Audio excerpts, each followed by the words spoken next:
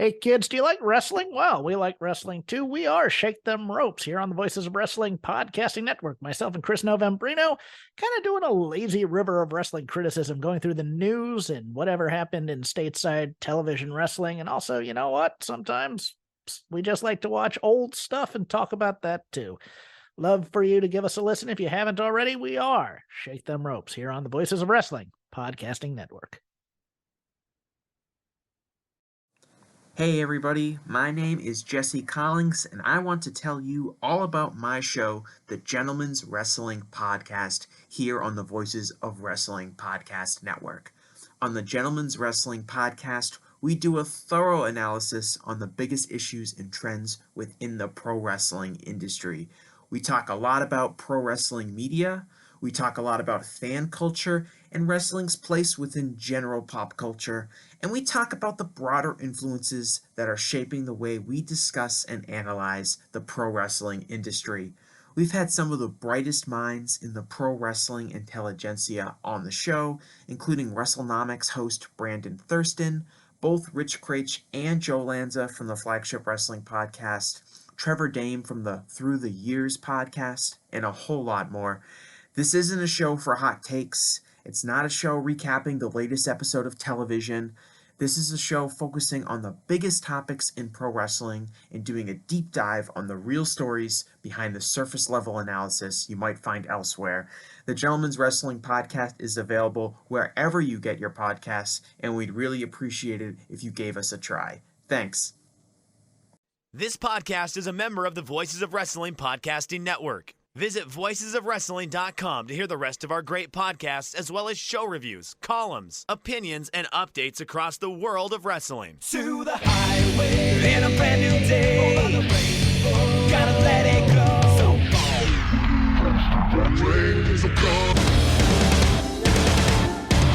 fast to finger down. Stars tonight together. Here everyone is singing.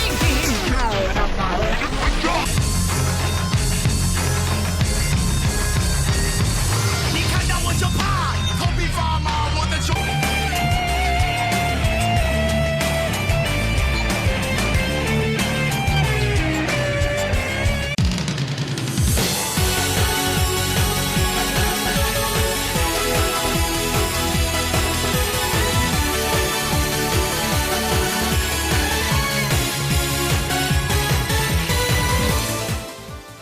Welcome back to Open the Voice Gate for May 16th, 2023. We are members of the Voices of Wrestling Podcast Network. You can find us on the Voices of Wrestling Podcast Network feed or the Open the Voice Gate feed on all podcast platforms and applications. You can follow us on Twitter. If you'd like to donate to the show, click the link in the show notes. It'll take you to our redcircle.com landing site. You can sign up for a one-time or recurring donation. You click the red box that says sponsor this podcast. No obligation whatsoever, but we would like to thank all of our previous donors. I'm one of your hosts. It's your old pal, Mike Spears, joined alongside, as always, our co-host, Case Lowe. Case, how are you doing on this 4 minutes until NBA draft lottery countdown? I'm good. I'm good. I missed you last week. We recorded right after Dead or Alive and did not record last week. Korakuen show was late in the week, and this is the soonest that I could get behind a microphone, and we are doing it, like Mike said, 4 minutes before the NBA draft lottery is decided. We likely won't talk about it unless the Indiana Pacers win the lottery. There's a 6% chance they do. If they do, apologies are in order to our European listeners and our people that don't care about basketball. We will have to stop down and talk about the life-altering impact that is the Pacers winning the lottery. Of course, it won't happen. Nothing good ever happens to the Pacers. Cursed franchise. You know, they never tanked. They have young assets. They've done everything the right way. They will not be rewarded by it, and it's a damn shame. You could be a Dallas Mavericks fan. Well, I wouldn't do that because they employ Kyrie Irving.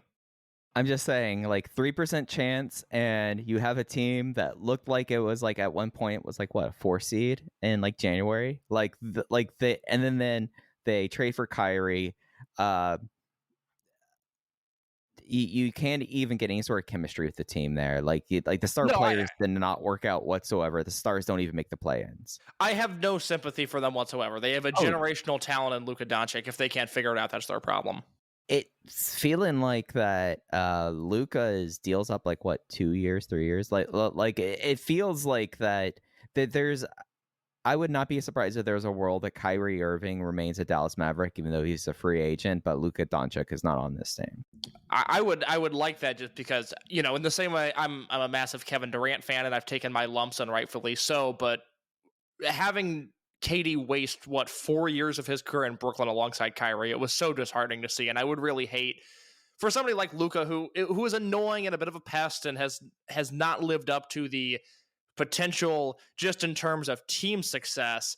I would hate to see him waste any more time of his career alongside Kyrie. So I hope he gets out of there. While we're waiting for the draft lottery, and look, we have a million Dragon Gate things to talk about tonight. It was a loaded Korakuen show, a Kobe Sambo Hall show that existed, but there's a lot to talk about. I do want to pivot to one more thing real quick, and that is, are you familiar with the music festival mic known as Riot Fest? Yes, I am pretty familiar with it and have never attended my Riot Fest became a thing like after I stopped going to festivals, really. You're always a good test case because I find your music preferences to be so odd and eclectic. Idiosyncratic. Yes, yeah. Very, very much so. And I want you to take a look, because I'm notoriously anti-music festival. I have to go to Riot Fest and Lollapalooza for work, and even if I have a good time there, it's never something that I would choose to go to on my own. But the 2023 Riot Fest lineup is one of the most impressive lineups I have ever seen. I am blown away by what they accomplished this year. And take a look at that lineup and do a little bit of a live react for me. Okay, I am pulling this up right now. Got a bunch of big headliners there. Got some bands on the bottom of the poster that I can mansplain to you in just a second about the importance of why they're booked. There's it's possibly the most universally accepted lineup for a festival I have ever seen. And it's also, now that I'm looking at this, guys, now that I'm really looking at this is also like you're doing a big festival. You got to get them. It's just that they hit 100 on it. They got every single one. Everyone, like, Case, I know you do not play the video games outside of your occasional sport. Correct. But to quote Super Smash Brothers, everyone is here. Foo Fighters, Turnstile, Postal Service, Def Cab, Queens of the Stone Age, The Cure, Mars Volta, Gaslight Anthem, even though Brian Fallon's voice is shot, and I saw them last year and was super disappointed. Insane Clown Posse, Finch, Viagra Boys, Pup, Gorilla Biscuits, Quicksand, Rival Schools, High Vis, Free Throw, Fleshwater, banger after banger after banger after banger. If I had to buy a ticket for this, it is that good of a lineup. Well, Case, you kind of buried the lead, at least for your millennials born between 1984 and 1988, as Ben Gibbard's doing the double duty Postal Service and Death Cab for Cutie 20th anniversary tour. It's such a sick concept, and I'm always bummed because, Chicago, and this is real in the weeds here. I'll make this quick because I know most people don't care, but Chicago loses out on a lot of great summer tours because you have clauses that if you're playing Lollapalooza or you're playing Riot Fest will prevent you from doing shows in the area for 2-3 months ahead of time. So I saw Death Cab and Postal Service were doing that tour.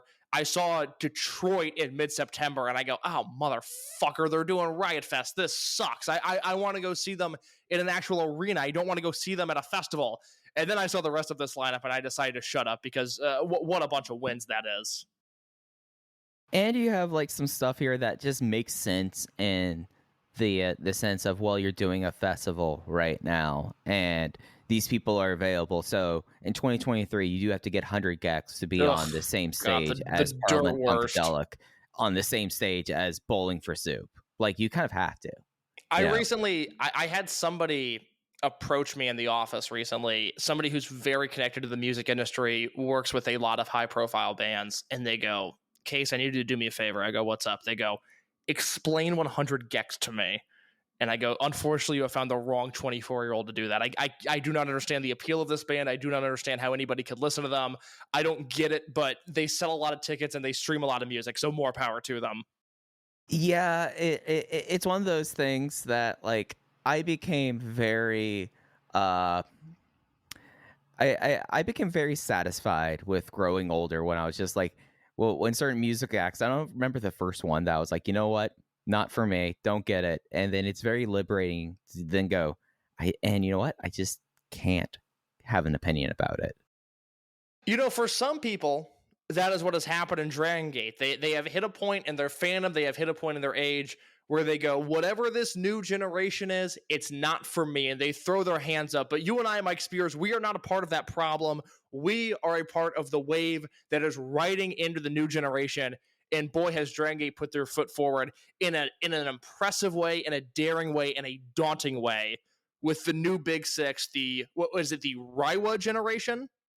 Reiwa. Yeah, Reiwa. And yeah. the Indiana Pacers have the 7th pick in the draft. Thanks for nothing, guys. The Reiwa generation, let's talk about it and everything that happened at Korakuen Hall this past week. Yeah, so this is following up after Madoka Kakuta's Open Dream Gate win at Dead or Alive, where he took the microphone and then nominated the men along with himself that are the leaders of the new generation, essentially. The replacements from the original Big Six, or the newest six to kind of join that level. And Madoka Kakuta, Kota Minoura, Shun Skywalker, Benkei, Strong Machine J, and Yuki Yoshioka. And to kick off the Reiwa generation leaders, we had a special 6-man tag.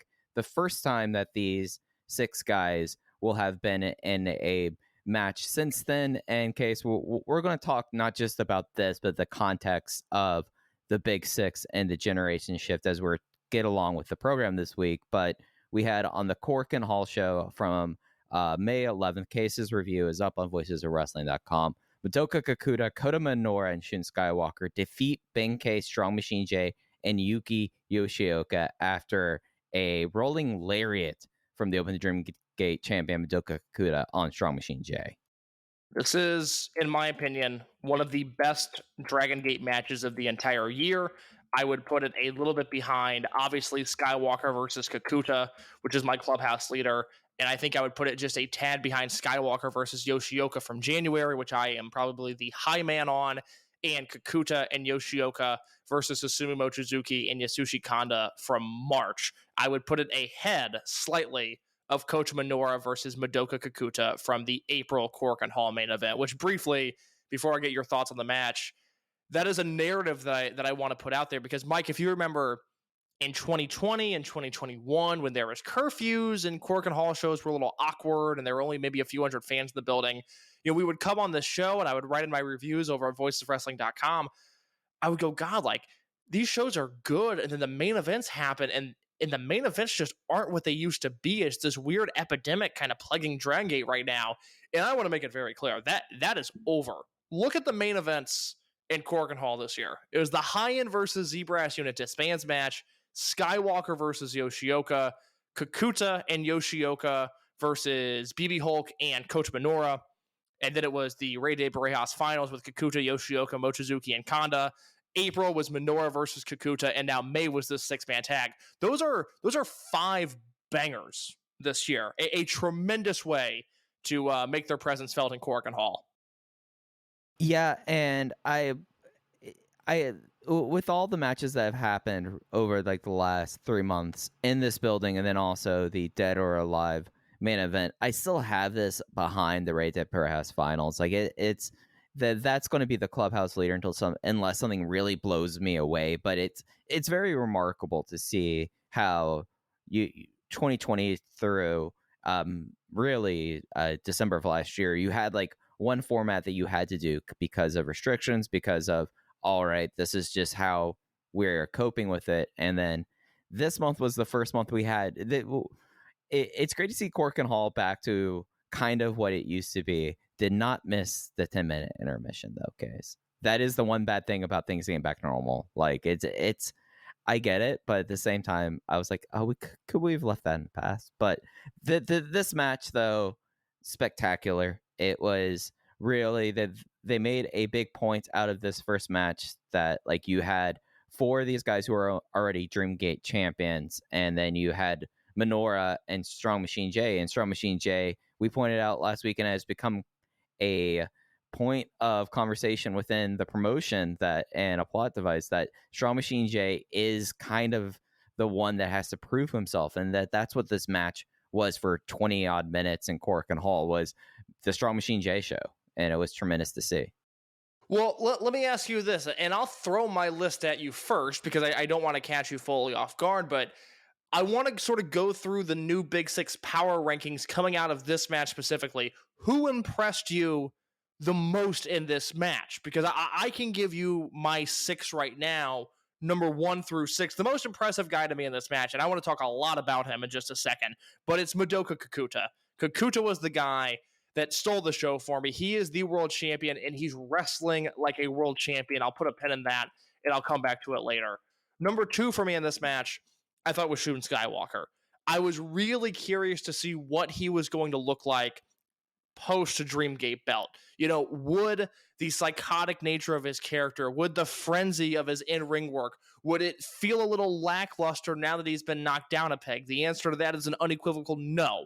I thought he looked like a monster in this match. I thought he looked like a beast. He was absolutely terrific.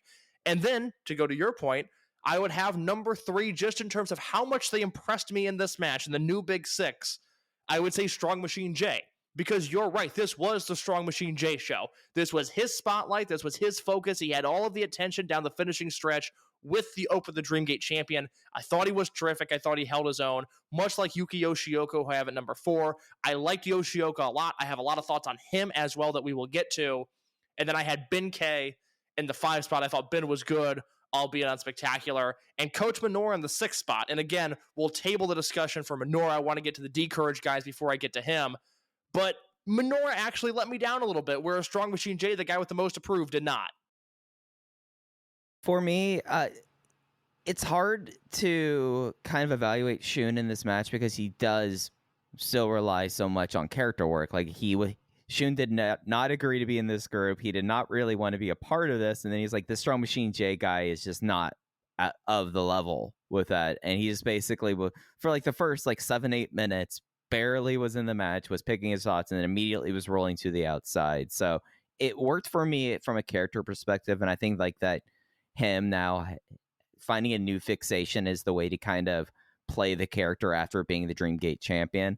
But Kakuta, I hate feeling like a broken record here, Case, but as we've been saying since Christmas of 2022, Kakuta has been the hottest person in the company. He is someone now that we're going to have to keep track of, not just in most outstanding, which I think he has a top 5 claim for, given the variety of matches and the ability. I mean, he's in 3 of my top 5 matches of the year in Dragon Gate so far, just off the top of my head, 3.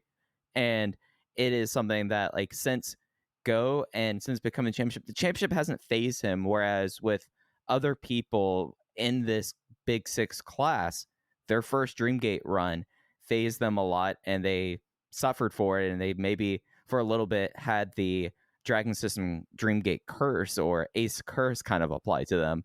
That does not seem to apply here whatsoever of Kakuta. Is there any difference, disagreeing opinion that you would have within my rankings? I had, like I said, Kakuta, Shun, Strong Machine, Yoshioka, Ben, and Minoura. Anybody that you would swap there just in terms of the impressiveness of their performance in this 6-man? Well, like Shun, Ben is someone that it's not always frankly, he is a very much like a 5 moves of doom wrestler, right? Like he has the spear, he has the headbutt, Masakari, and he'll do waist locks, but and then bounce off the ropes. Like he's not and he has the chicky in the same way that John Cena had the "You Can't See Me." They're very similar wrestlers, and this is not the time to bring into the think piece of is Ben K Dragon Gate John Cena, but I love where your head's at. But that is a certain archetype that he plays as well as anyone else. Being the super face thing, and Jay on commentary being oh yeah, Ben K saying he said that as soon as he joined Gold Class, he's having the most fun of his life. Entirely believe that, and that is such a I know this isn't I think this does apply to wrestling in the way that it's not exactly ring work, but it is a certain energy, it is a certain aspect to this that when you talk about Big Six and when you talk about the previous Big Six, it is important to have those sorts of roles in that, and I think Ben does an amazing job there. So having Ben at 5th, I don't know. I get it, but it is something that I mean, each of these guys, I feel like, is going to have a certain role within the overall context. And for what Ben's role is, and being basically just the ball charisma, like the golden tank ball charisma, I just think he did incredibly at Korakuen. Let me put it to you in terms of tiers. I would have Kakuta in a league of his own. I would have Shun, Strong Machine, Yoshioka, and Ben all lumped together. And then beneath them, I would have Minoura. Yeah, it was something that caught me with Minoura, and it's something that I feel like that sometimes like he becomes our kind of like our cause celeb, for lack of better terms. His new theme song, we've not talked about this. It is the most bizarre thing. His theme song with like the characters trying, like that is a heel theme song that they changed up his theme. They gave him a heel theme song. He needs to turn.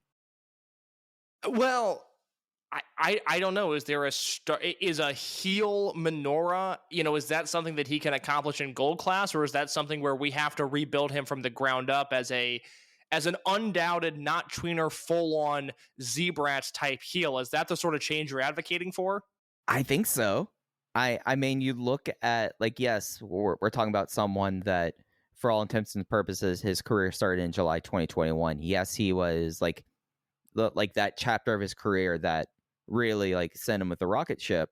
He hasn't had like a heel turn. He hasn't had an excursion. I don't think an excursion is coming or is needed, but it's something that when you take stock of this group of six and the unit landscape, and then you have a new theme out of nowhere for him that is such a heel coded theme, I had to wonder about like Gold Class with that. But that's just me that's just idle speculation. Well, 2 points to that. One, I think Minoura might actually be the person that would benefit from an excursion the most out of anybody on the roster. I think 9 months in Mexico would be fascinating for Coach Minoura. Just, it's not fair to him. He's a very good wrestler who's had very good matches and has proven himself to be a worthwhile commodity, but there's still a year later, and we're talking almost 365 days since, a level of baggage with him in last summer that I just don't think he's been able to escape. And I think Dragon Gate did the right thing in the last half of 2022, just de-emphasized him completely. They focused on Minorita. Ben K caught fire, which I think saved that entire unit. They were in a very good spot by proxy. Minoura sort of just coasting alongside his sidekick and his new addition to the unit. He was so devalued and put in the rear view that I think it was effective, but I see him in these main events and I go, God, that's the guy that tanked World last year. He really needs to go away. And I also think his character in its current incarnation would do well in Mexico. The other point that I'll make before I kick it back to you, I put such little stock into theme songs, and it's wrong of me, and perhaps I should care about it a little bit more, but I just don't. It's kind of like title belts. Look, I wish they never changed from the version 2 of the Dreamgate belt, the one from the mid 2010s. I think that's one of the prettiest belts I've ever seen in wrestling, but I don't care. I don't care what the Dreamgate belt looks like, in the same way that I don't care what somebody's theme song is. Yeah, it usually like theme songs, at least with this company, I feel like that you can't make any determinations, because I mean Gold Class had like a year with like a demo track, but it was something that for like someone in the Big Six getting a brand new theme, which also Benkei not coming out to the old Go Samurai, which is but which had to change. Like you can't have that thing with him. But with Minoura, like it is something with him that like, yeah, the best scenario for him is to go spend 9 months in the mansion, right? Like and have him just like work on the crowd work. That there is a level of disconnect that when you have like the 5 other ones there, and even Strong Machine J, I feel like has made like those big steps over the last 12 months that that everything feels online. Like I'm not as anxious about him being the second generation of his dad's gimmick anymore. Remember how for a while it's like, I don't know about this, like that's gone. Whereas Minoura, there's so many like parts here. You have the in-ring, which doesn't need to change whatsoever. Like he has figured that part of himself out. But it is something where in a lot of ways, we are kind of still seeing the same guy who was in Mochizuki Dojo. Well, it's funny you compare and contrast those two, because my large point about Minoru, which I can go ahead and make here, is, Strong Machine J, the best thing that ever happened to him was that people realized he was human. And I think Dragon Gate has seen that, and I think they're taking a similar route with La Estrella, where, yes, it was funny when Strong Machine J was out for maintenance, and there were issues with Strong Machine F and Strong Machine J and Strong Machine G in the supply chain, and that's why they're no longer here. That was great. But the best thing that happened to Strong Machine J was that they humanized him. It's given him another layer. It's let him cut promos. It's let him have emotion that has helped him as a character. What was so jarring to me was that in this match, in front of a super hot crowd, 1,100 in attendance, good Korakuen number, of course. I know they'd like to be in that 1,300 range, which is, post-pandemic considered a sellout in Korakuen, 1,100 at this show. I thought the hottest crowd I've heard in Tokyo since early 2020. I thought this sounded, for the most part, like a pre-pandemic crowd. Down the finishing stretch, there's a moment where it's Kota Minoura and a Strong Machine J in the ring.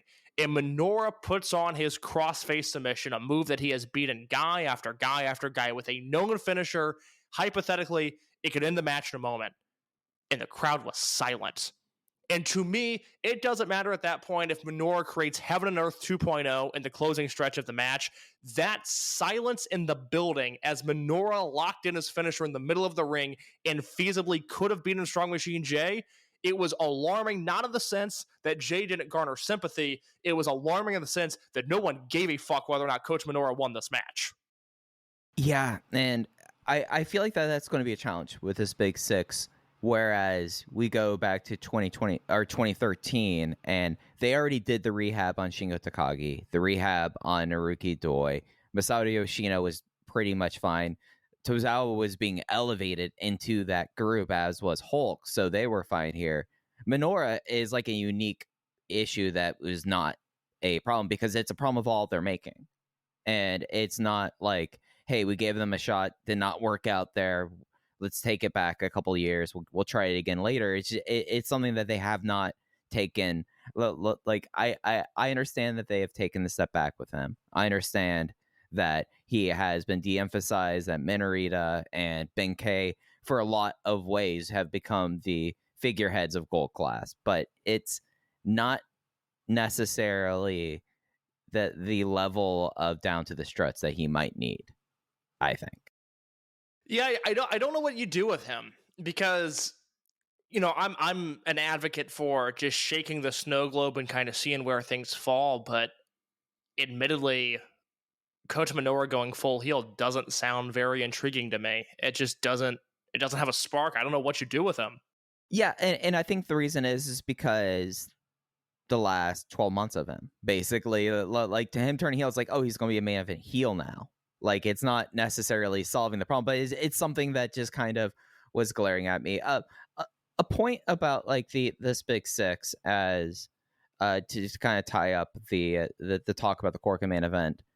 I think it's very interesting the way that they have now figured this out. We have the Big Six. It's something where, in a lot of ways, us doing the same day audio on the 5th was very good to kind of like, oh, this has happened and have that reaction. But getting now the 11 days of it soaking in, like within the Dragon system, there is no form of higher elevation that really happened here that can happen. Essentially, like, yeah, you can win King of Gate, main event Kobe World, and become Dreamgate champion, but that does not necessarily make you a leader in this. But in one promo, we saw Madoka Kakuta essentially decide, all right, he's a number one. He's number one. Strong Machine J was probably a 3. Guess what? He's now a number 1. And it's remarkable to see it, as I got a chance to kind of go through all the YouTube stuff since Dead or Alive. And I've done it a little bit with like a guise of, okay, how are they portraying themselves, or how are people shouldering the load? And it's been really kind of a remarkable thing to see, that I feel like that this Korakuen match in a lot of ways encapsulated that. The announcement, the post-match promo after Dead or Alive, it does not surprise people like you and me, Mike. We have been screaming about this for years now, throughout the pandemic. Hey, there's a generation change happening. get used to it. And at times we had referenced, SB Kento and Hyo and Takuma Fujiwara. It wasn't always the focus on the heavyweights that are now listed as the Big Six. But we knew this was coming. It's why in 2021, when Coach Minoura ran through King of Gate and just barely lost to KZ, it's why it didn't surprise us. It's why last year, when Yuki Yoshioka won King of Gate, and there were pundits out there who were a little taken aback by it, it didn't surprise us. Because this has been happening steadily and consistently for a long time. And I think people outside of the voices that are you and me need to give this company credit for the guts that it took to do this in an era where Japanese wrestling is quite frankly on the brink.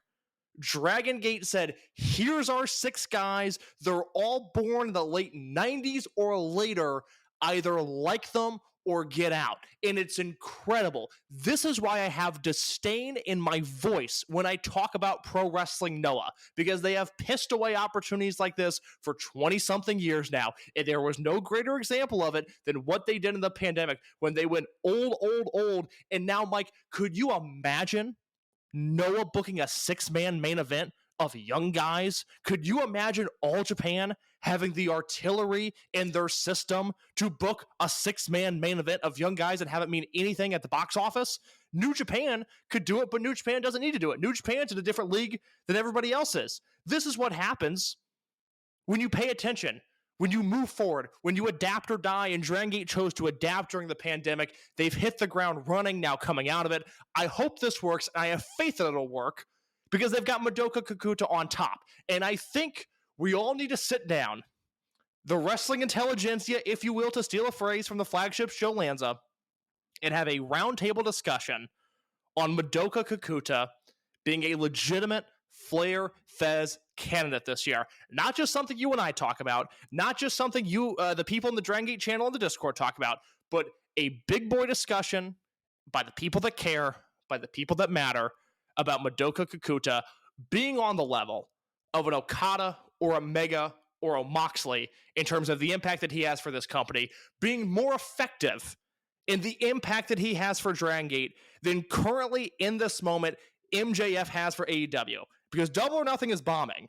And although it's not entirely his fault that he has to deal with the promos of Sammy Guevara and the Jungle Boy, MJF has not exactly knocked it out of the park in everything he's done either. I hate that Pillars build. I hate that 4-way. It's all been bad. I've hated every segment on TV. It is a black mark on the otherwise flawless resume that is MJF. Kakuta, more over than Miyahara, more over than Jake Lee. Matters more in the context of Japanese wrestling, whether he's on magazine covers or not, which is bullshit, by the way, that those two people and the frauds in the conglomerate wrestling companies in Japan got put on the magazine cover last week, and Kakuta did not. The comp here, as people continue to throw roses at Sonata, and credit to him, he's held up his end of the bargain in New Japan. He has not been a box office tank. It's exactly what Kakuta's doing. The difference is, I don't think you or I in 5 or 10 years expect Sonata to be a Tokyo Dome main eventer. I don't think you or I expect him to be in G1 finals, King of Pro Wrestling main events. 3 years from now, 5 years from now, 10 years from now, I don't think Sonata's... He's a bridge. Exactly. Sonata's not headlining a show with the word dome in it 3 years, 5 years, 10 years from now. Madoka Kakuta, whether it's Dead or Alive, World, Dangerous Gate, Gate of Destiny, he will be doing that in 3 years, 5 years, 10 years. This is a guy who was wrestling at a main event level, wrestling like a world champion. You talked about match quality earlier, Mike. Through May 16th, I've got 9 Madoka Kakuta matches at 4 stars or higher. And I've got 1, 2, 3, 4 in my top 5 for this year. Skywalker versus Kakuta, 4 3/4 stars.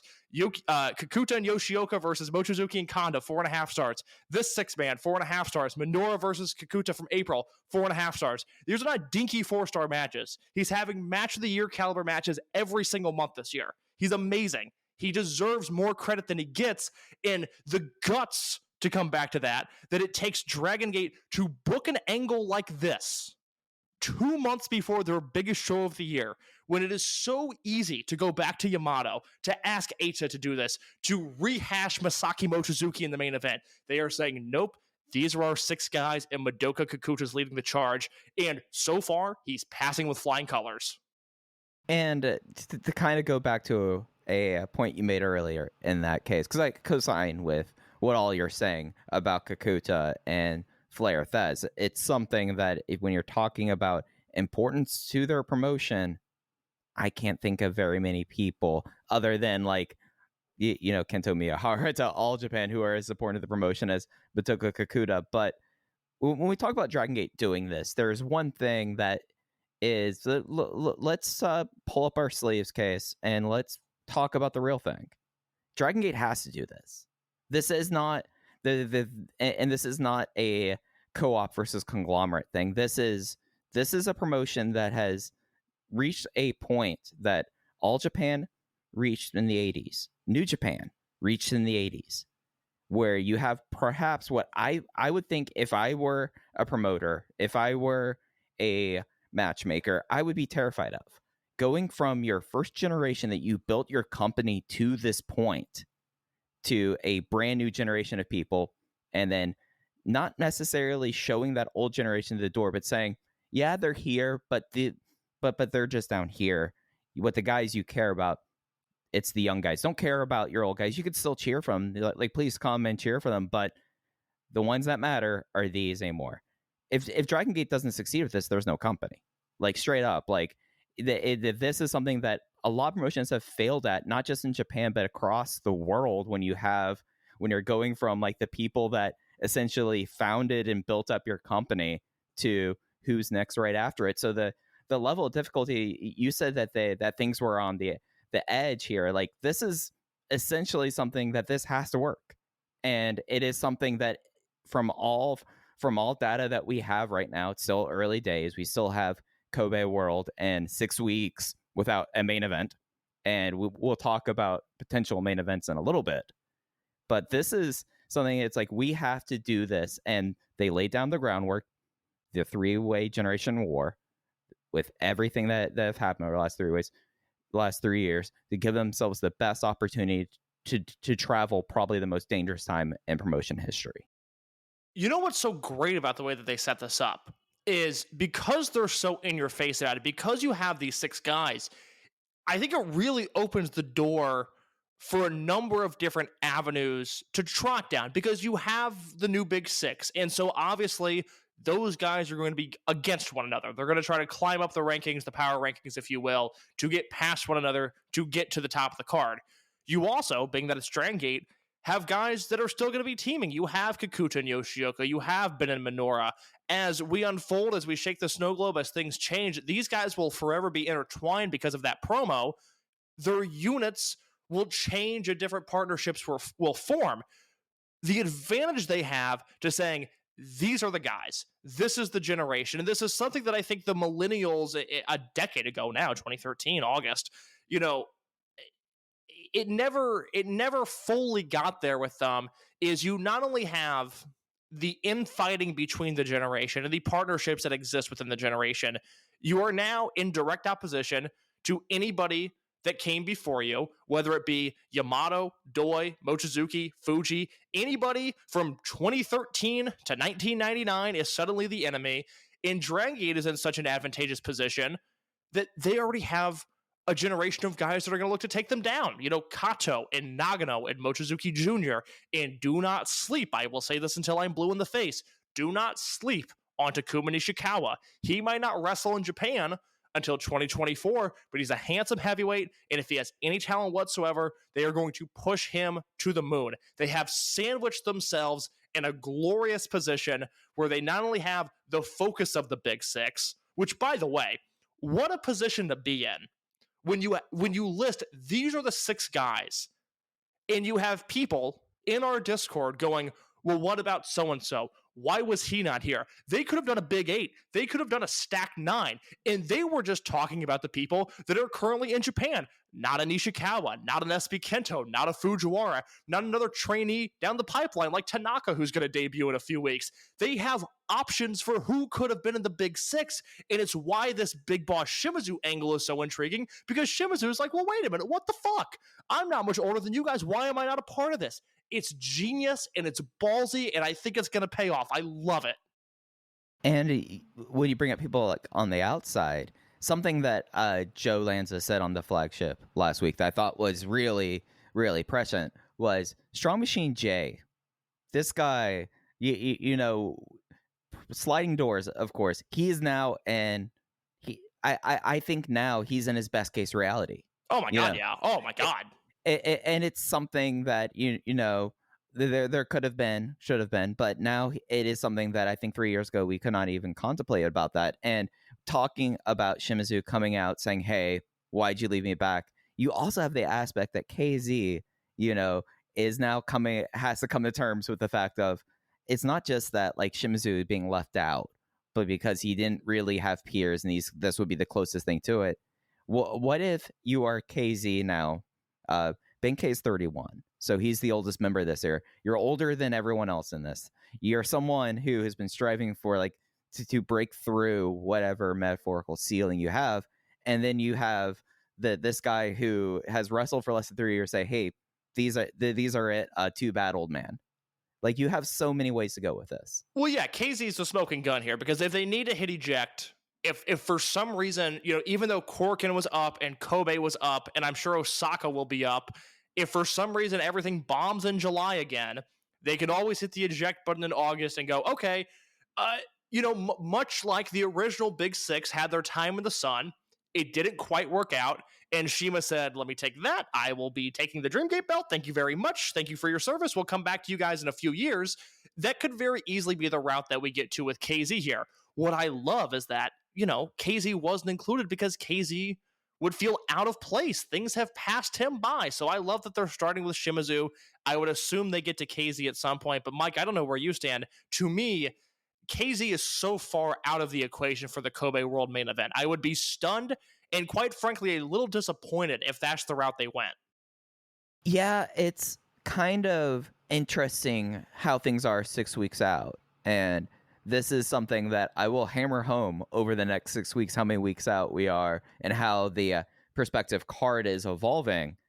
Casey's like not in the conversation. Shimizu, with all the matches that are made here, I think whatever's happening with Shimizu is going to be on one of those Jun Korakuen. Yes, that's. I mean, we would hope. I don't think Kakuta versus Shimizu is headlining Kobe World, but I guess stranger things have happened. Right? Yeah, no, stranger things have happened, but I think it's something that we could put peacefully like out of mind. So watching this all evolve and to see the big looming specter here is, what if Yamato says, "Hey, I am the original Big Six"? That is always, like you said, KZ was the ejection seat. If you want the ejection seat, but with the really good parachute, the one that you're going to not really feel a thing, you're not going to like break your nose through the glass, that's Yamato, because you have the baked in story there. That's, I would argue, him versus Kakuta. Now, if you hold that and you treat that well, which the company's given us no reason to think that they would waste this kind of match, you have that ready to pull out at any time now.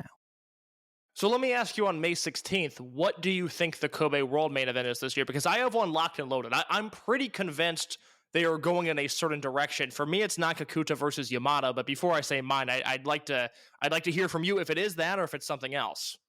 I think Yamato, that card stays in your hand. That is something that they know what Yamato means. And 6 weeks to get over your guy, they've used Yamato in that fashion a lot over the last 5 years. They don't need to use him there again.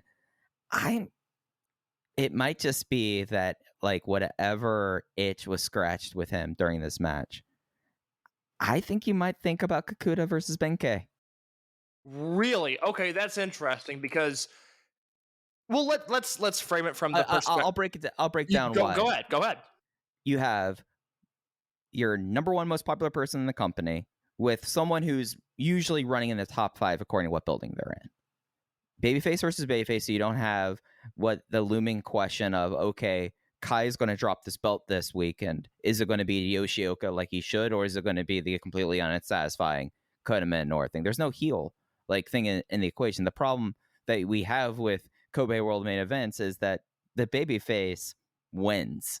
Like if you go down the line, there might be one or two that's not the case, but the babyface wins, and there's just not a lot of heels at that point, unless you're going to do outsider. And if you're going to do outsider, I don't know if you're going to be able to get an outsider that would be as big of a matchup to this fan base as potentially Kakuta versus Benkei. No, the only outsider that I think... Shingo. Yeah, it would be Shingo, and I don't think they're going to get Shingo. If they get Right. Shingo, great, but Kakuta has to win, and I just don't see that happening. Yeah, it is something that, like, so many hoops and things need to be jumped through that, like, you're going to get a gold medal from the dog agility games if you pull it off, and it's just not going to happen. It is interesting. I want to back up to Yamato for just a second, because I now think about this. He lost to Benkei in Benkei's first defense. He lost to Yoshioka last year in Osaka. That was a big match, a almost literal passing of the torch after the match, after the main event. Yamato has not had the Kobe World loss. He did lose to BB Hulk in 2014 when Hulk was a babyface representing Dia Hearts. Yamato was still in Mad Blanky. That was, 1, 9 years ago, and 2, Yamato was Yamato, but him as the figurehead of the company really took shape in 2016 and 2017. So that loss didn't have the weight of a Yamato world loss the way it would now. But like I said, he lost to Ben, he lost to Yoshioka. I just feel like we've done that. You know what I mean? Yeah, and that's why I'm like, this is a card you should not play yet, because you have that level of that. And I think a thing also, when Yamato kind of took over in 2016, 2017, that is also against the backdrop of you had your first Big Six departure. You had obvious step backs from your first generation. And those steps have already kind of happened with this one, I feel like. In regards to Benkei, it's a little like my thoughts on him in the Korakuen main event, but in a bigger picture, because I think Ben has cooled off from where he was in the last half of last year through no fault of his own. I just feel like Ben in October, November, December was red hot, was a guy that was commanding attention. And it's not that he's regressed in any way. It's just the way trends go. It's the way time passes us by. And Ben doesn't feel as hot as he did even 6 months ago. But do you think they dropped those belts in Sapporo that you could get 5 weeks, get him to that hot? Because I think you could pretty easily. You could, but let me throw this at you, because I don't know that Triangle Gate match that is Gold Class versus Vibes and Hokkaido, the hometown of KZ and BB Hulk. I don't have a feel for that yet. But if you look within the context of the Big Six, and I would be very surprised if they do a Kobe World main event that doesn't feature 2 of those guys. You just did Kakuta versus Minoru in April, and Kakuta won. So you can check Minoru off the list. There's no reason for him to contend for the belt. They just did Kakuta versus Shun in May, and Kakuta won. Check Shun off the list. There's no reason to do that. You could go to Ben, like I said, but I think Benkei has cooled off. Now, could you heat him up? Yeah, but I don't know. He lost a Dreamgate Challenge last year. It's just it doesn't feel as special as it could. I think there's a future where there's Benkei Kobe World main events, and it feels maybe akin to how it did in 2019. I just don't know if this is the year for that. You could go to Strong Machine J, but 1, I don't think he's ready for the spot, and 2, he just lost a Dreamgate Challenge. And if you're doing the process of elimination, Madoka Kakuta is your champion, and I've crossed off Coach Minoru, Shun Skywalker, Strong Machine J, and Benkei, that leaves us with Yuki Yoshioka. And I think the single biggest match Dragon Gate can do for their biggest show of the year is D-Courage versus D-Courage, Kakuta versus Yoshioka, with Yoshioka not turning heel, not joining a heel unit, but really leaning hard heel, almost creating a D-Courage blue for D-Courage, or for Kakuta, and a D-Courage red for Yoshioka. I guess flip those colors because Kakuta's wearing red. D-Courage red for Kakuta, D-Courage blue for Yoshioka. And that is the match that I think headlines Kobe World this year. Do you think that Yoshioka having the belt earlier this year would make that too recent? No, because I think it feels in a different universe. I think he ran through all of these Dreamgate Challengers, and that existed. And then you had this Shun reign, and that existed. And even if it's only 6 months in between Yoshioka losing the belt and then challenging again, it feels like in the context of his world and the Yoshioka verse, so much has happened that he now has a clean slate. That's fair. And it is something that doing the D-Courage versus D-Courage thing is so unique that it can kind of erase a little bit of that memory too. I talked to somebody about it who is going to a bunch of shows right now in Japan, and their first comment was, "Well, the merch sales. You don't want to lose that because D Courage is selling so much merch." And that's where I said, "Well, I think there's a chance that you can really draw a line in the sand and do Kakuta merch and Yoshioka merch, and whatever happens after July, you deal with it. And if that's Yoshioka going full heel, which I would fully support, you do that. I don't think." I don't think you do like an Ishin here where, Ishin was on tour figuring out his character in front of an audience. That's not what I want going into my Kobe World main event, which is why I don't advocate for a full Yuki Yoshioka heel turn, because there's going to be rough patches there. He's not going to have it totally nailed down. The only time he's been a heel was when he was wearing a mask, and we don't need to retread Dia Inferno.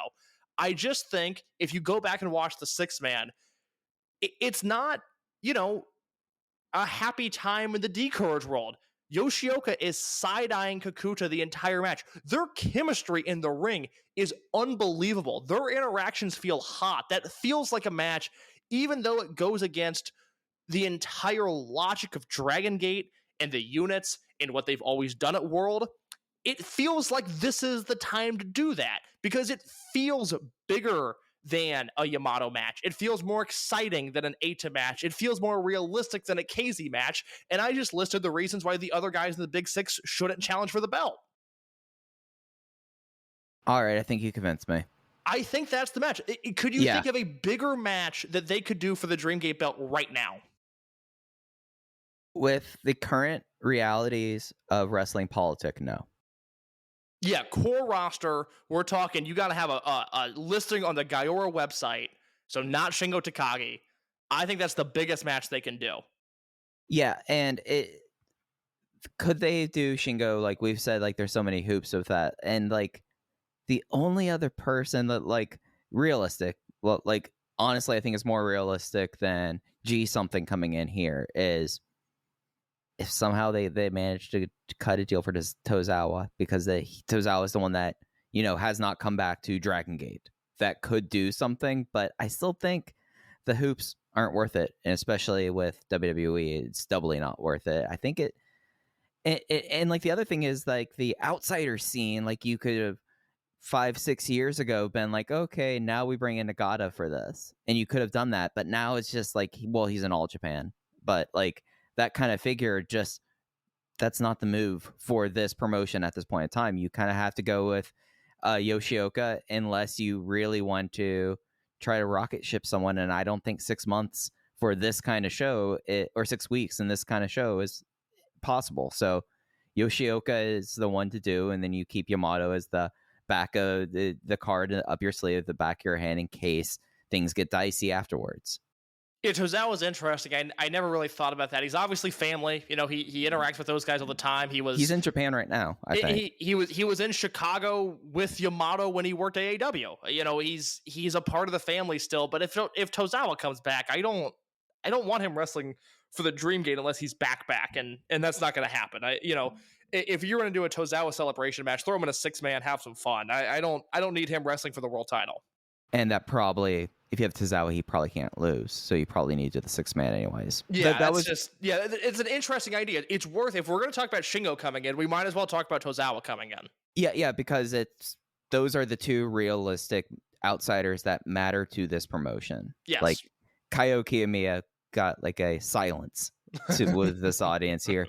They care a lot more about Kano, and Kano seems to care a lot more about Dragon Gate. Oh my God, I want Kano to come to Dragon Gate so bad.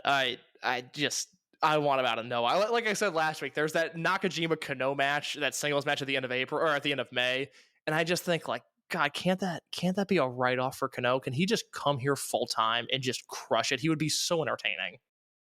Yeah, and Kano can't be a Kobe World main eventer either.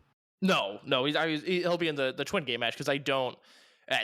We don't need to spend a lot of time on this, but next month in Korakuen, it's Kano and Kondo versus Susumu Mochizuki and Yasushi Kanda, and I would assume that's a successful defense for the tag team champions. Yeah, and not to deviate too much from our schedule here, thought that popped in my mind, case I had the draft tweet, but I did not fire it off here. You can call me cowardice. Do you think Susumu and Kanda are in the conversation at this point for this year? Because I feel like they've sneakily put together something like this, and it feels more complete, and it reminds me of years like Doyama. For Tag Team of the Year, you mean? Yes. I think the Mochizukis, as in Masaki and Junior, I think they've been better. I think Kakuta and Yoshioka were so good in the tag league, and they didn't have the hype of Kato and Nagano or the Mochizukis, or even because of the finals, the other M3K team. But if they crush it in June, I mean, if we're talking about another 4.25, 4.5 star banger, I'll hear out that conversation, but I'm not there yet to put any energy into that discussion. That's fair. It's just something that popped in my head.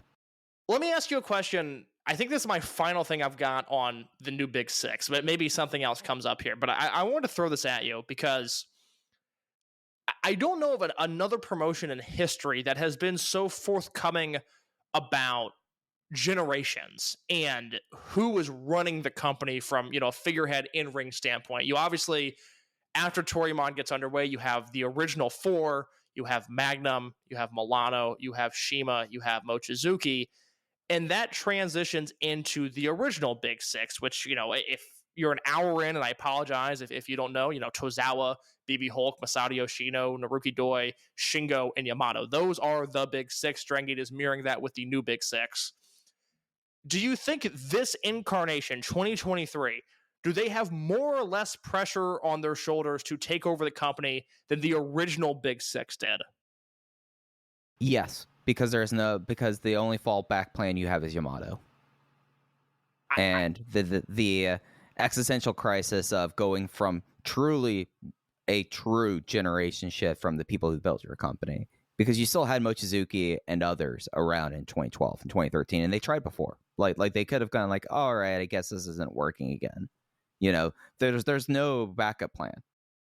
Well, I think the backup plan is KZ and Shimizu and Kai and Yamato and Masaki Mochizuki because he's ageless. I don't think the backup plan is as strong as it was in 2010, 2011 when it was Shima and Mochi still. But I think there's a backup plan there. But the thing is about those three that you mentioned, you have one person who has done it before, and the other two have been continual challengers with that.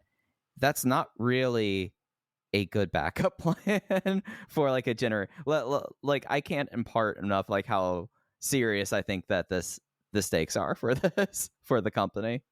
I think the stakes are higher, but I almost feel like there's less pressure. There's nothing to lose. I don't see a scenario, and knock on wood, famous last words, I hope this audio is never used against me. I don't see a scenario in which Madoka Kakuta's on top and they're drawing 600 Korakuen. The original Big Six had to carry on a legacy. Think about a 2003 Toryumon show.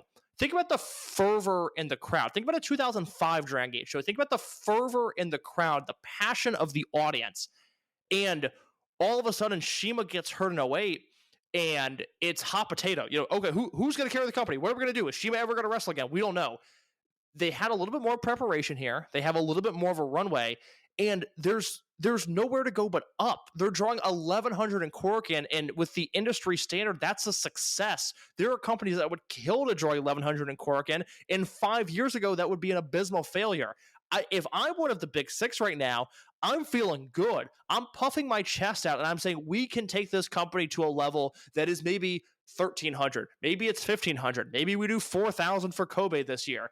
I think, yes, you're right. The end result, if they fail, is arguably death. I just don't see that happening given the skills of the six guys involved.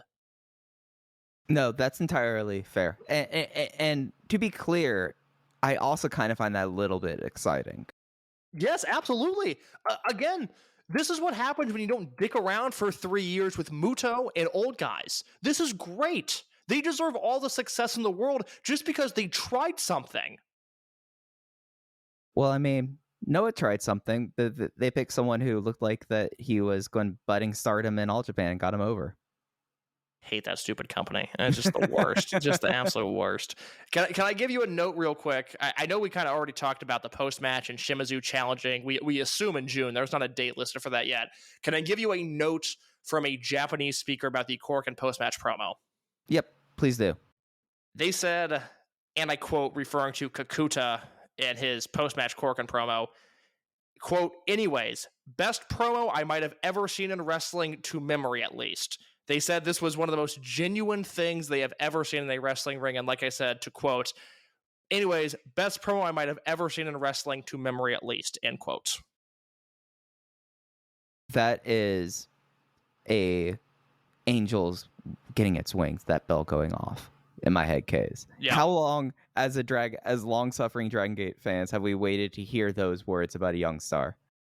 Oh, I mean, we're on a decade, you know, going back to, hey, T-Hawk, hey, Eita, cut a promo. No, not like that. Wow. Yeah. Jeez.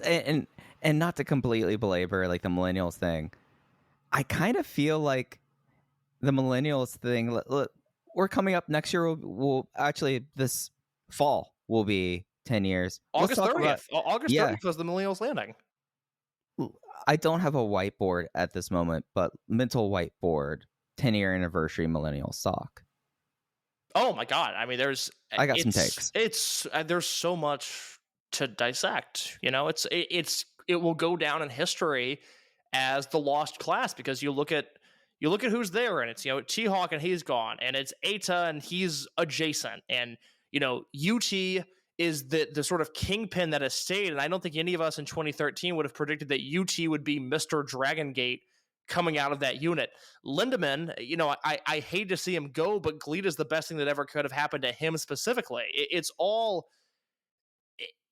so incredible and so confusing. And I was just talking to somebody about T-Hawk, because they were like, well, you know, I was talking about how I struggle with All Japan because I know it's good, but I just don't care. Like, I hate Noah, but I watch Noah. All Japan is like, it's good, but I just don't care. None of the guys are over with me except for Doi. And I was talking to him about, you know, just, gotta watch the Carnival. I heard it's good, but I don't want to get to it. And he was like, well, surely you're going to watch the T-Hawk matches, right? And what a loaded question, because I'm thinking, am I going to watch the T-Hawk matches? Is this a guy that I want to invest time into anymore? Like, I don't know if I'm going to or not. Now, GLEAT did upload today T-Hawk versus our boy Czech, and I will be watching that. Yeah, I did see that finally made tape. That is something that I maybe would have, if I've known that, I've put that on instead of Lakers Nuggets. God, I'm watching Jokic carve up these fools right now. What a great thing to see. Indeed. All right, Open the Voice Gate this week. It is brought to you by our friends at the BetStamp app, which is helping thousands of people win at sports betting for free. In the same way that travelers use Google Flights or Expedia to find the best prices, bettors can now use BetStamp to do the same. When you place a bet, the odds given by a sportsbook will determine how much you can possibly win. Even when betting on the same outcome, different sports books will offer varying payouts, and those differences can be huge. Thankfully, BetStamp allows you to easily line shop for the most profitable odds across all sports books. You can click any matchup and instantly see the different odds for game lines, player props, and even futures bets. Like perhaps some NFL futures bets. I will be taking the under on the Jets this year. Line shopping is the simplest way to find an edge in sports betting and maximize your chances of winning long term. On average, BetStamp users win an extra $1,000 plus yearly just by line shopping. Get in on this action with the BetStamp app on Apple iOS Store or Google Play, or through your browser at betstamp.app. That is betstamp.app. To access all these benefits, sign up using promo code VOW and start your journey to successful sports betting today. If you forget to use the code upon sign up, you can always enter our code in your BetStamp account settings afterwards. Go check it out. Okay, sorry about that. I had a DM from our close personal friend, Mr. Nagamori, about interest in relaunching DGUSA. Was everything okay? Yeah, I think everything's good. Yeah. Yeah. Me and the Sponge Guy, we're going to go get high tea next week and talk about how we do the relaunch here. I'm trying to see if Moxley has availability for dates. I really thought you were making a high T versus low T comment. That took me a second to realize you were saying TEA and not high T, like high testosterone. Well, I'm a fancy boy. I care about high T case. And Dragon Gate USA, famously a high T promotion. Yeah, it's just all going to be under my image, the Lek Corporation funding me to reenact the Brody Lee Uha Nation Milwaukee promo. You know, I'm doing a podcast later this week with friend of the show, Jesse Collins, and he wants me on to talk about the future of wrestling. I guess he listened to a podcast of ours recently and thought we sounded intelligent, and now he wants to talk to me about it. And I have a lot of thoughts on the U.S. Indies that I'm going to explain that I haven't really had a chance to talk about yet. And in the process of preparing for that show, I started thinking about, well, what would Dragon Gate USA look like in 2023? And we've done this exercise. We did this 6 months ago when there were a bunch of Dragon Gate guys in America. I don't know why, but right now more than ever, what a daunting task. There is just, other than Fred Yehai, there is no one on the independents that I care about. And like, here's like the wild thing about this case. I did a show yesterday where I spent about 10 minutes finding inventive ways to rip the current pinnacle of the U.S. indie scene. Yeah, even like the West Coast pro guys that I like have let me down recently. There's just, I don't know, there's nothing out there. And I think part of that is good because it means guys are getting paid. And that's kind of what I want to talk about is, you know, the American indie scene as we knew it existed, you know, basically as a fault. It existed out of ignorance. That was never what wrestling should have been. But it doesn't have to be this bad either. Yeah, it's something that I fully believe that what was experienced in the late 2010s was, and really starting in 2013, was market inefficiencies. And basically, if there's one lesson that I feel like Open the Voice Gate teaches you, it is to pay attention. And the major promotions at that time weren't paying attention. So the U.S. indie scene was able to overflow and overpopulate to a level that when it hit that, there's a level of expectation that just can't reasonably get back to. But there's no reason for it to be this dire. And there's no reason for the talent pool to look this thin. Ultimo Dragon is a man who has taught many people many lessons over the years. And one of those lessons is get paid no matter the cost. But Ultimo Dragon is not going to be able to do that soon. Is that right, Mike? Yeah, so breaking news to Open the Voice Gate.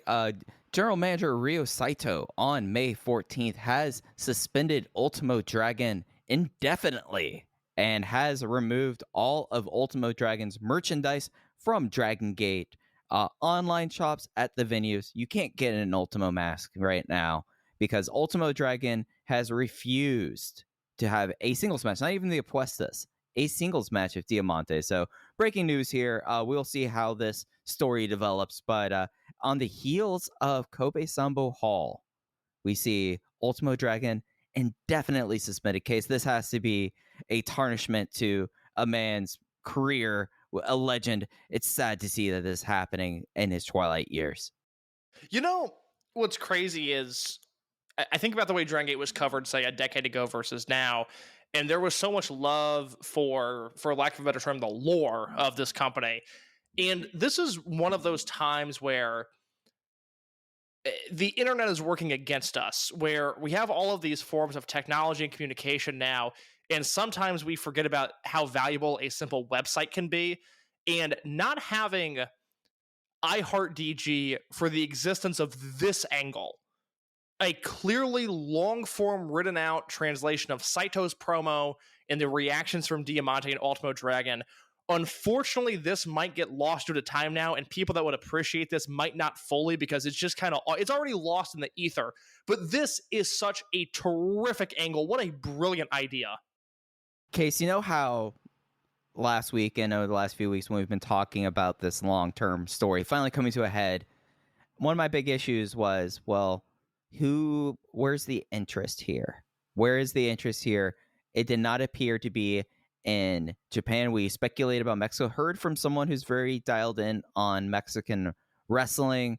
They are of the belief that this could happen in Mexico without any like big effort and without it looking like a loss. Like Ultimo has people, basically, it is what I've learned. But Case, perhaps the most important person is now bought into this storyline. Me.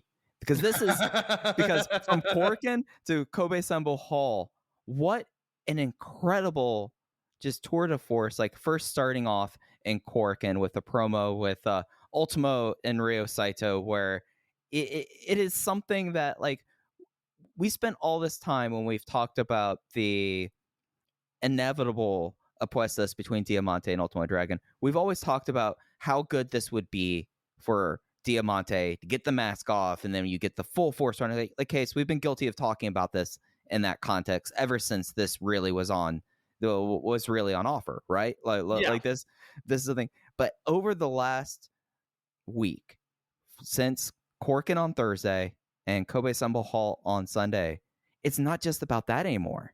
We have Ryo Saito, in a way, like, I like felt my heartstrings pulled as he was cutting the promo to Ultimo, going like, I don't want to see like my principal like this. I thought you were the kind of guy that, you know, you're being challenged. Like, that's not the Ultimo that we want to see it. And like really kind of like exhibit pathos in a way that wrestling, it doesn't happen that often. It's like, this is a guy who became a professional wrestler in his late teens, early 20s, training under Ultimo. And then fast forward 25 years later, Ryo Saito is now in charge of the promotion that Ultimo's Toryumon would become. And he has to go tell his mentor, his idol, I don't know how his exact feelings are about Ultimo. I feel like that everyone in this promotions, when you ask them what their feelings are, it's probably complicated. Okay, it's complicated, but he had to like come to terms with like this over this. Is like, no, I've got to suspend you.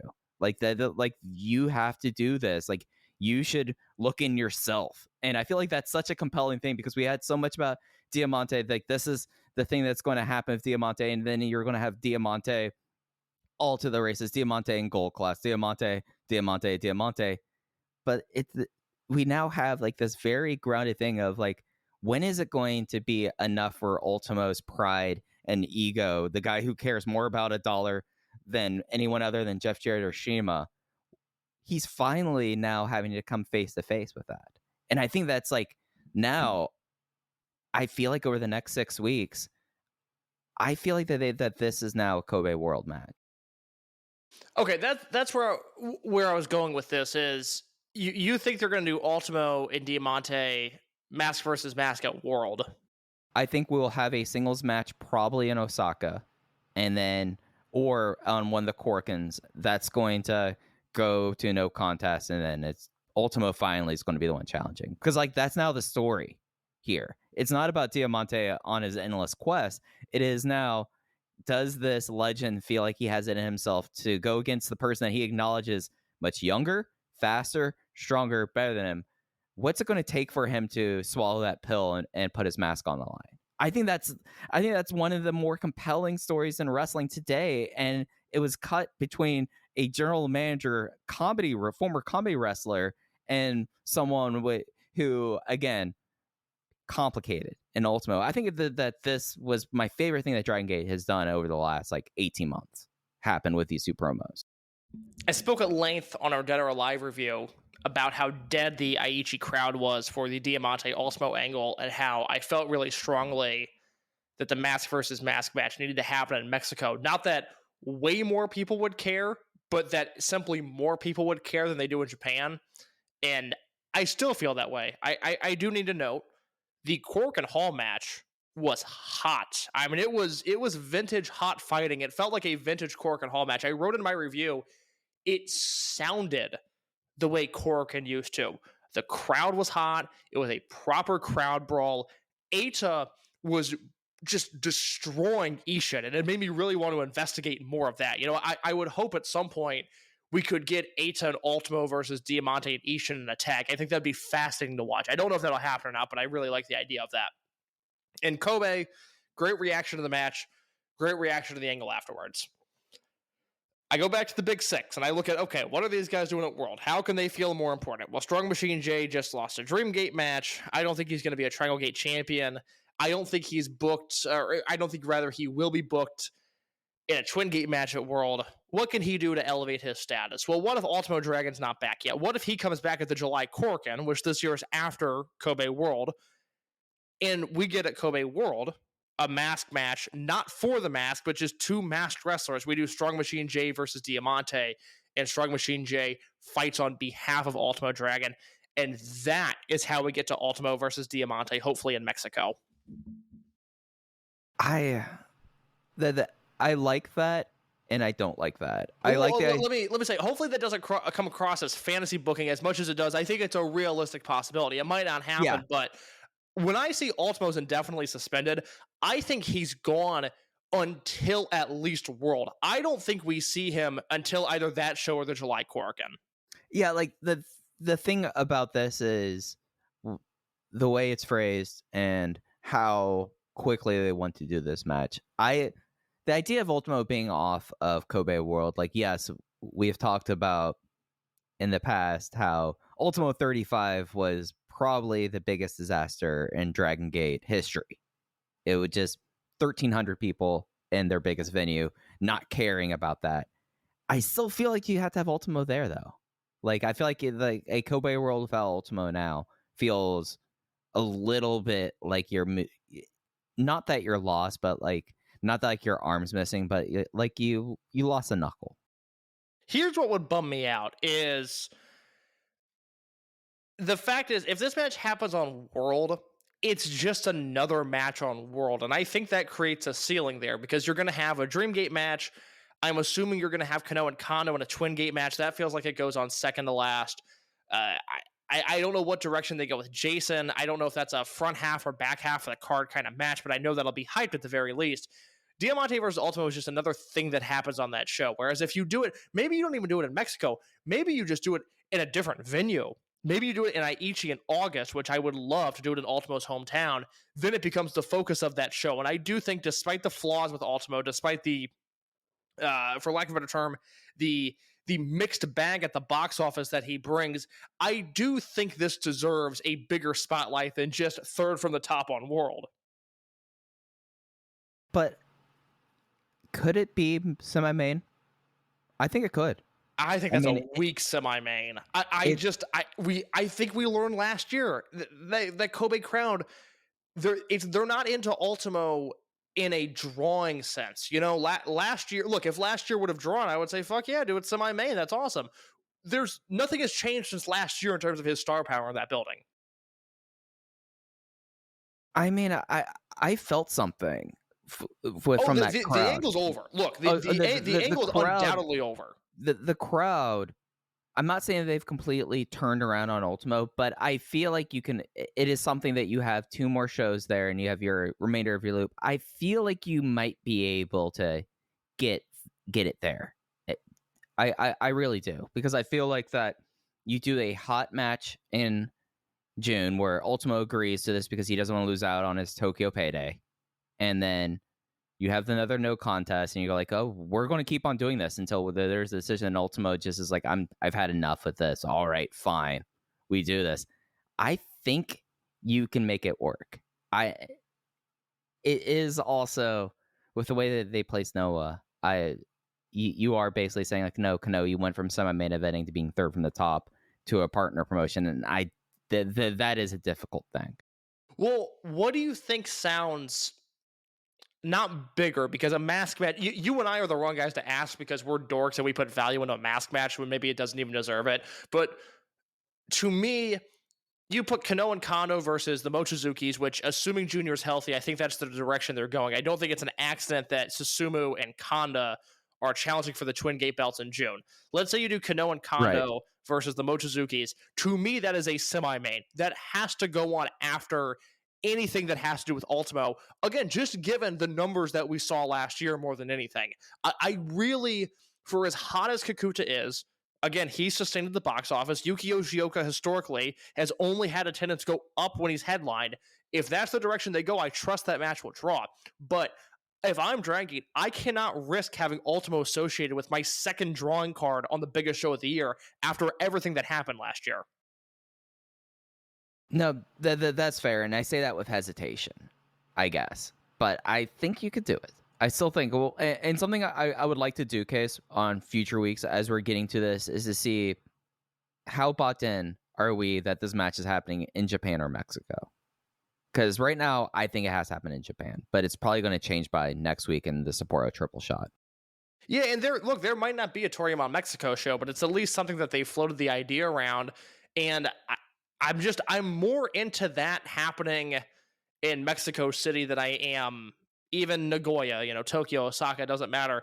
I just think that is the perfect kind of match to headline a gimmick show like that. And in the context of Dragon Gate, it feels a little weird.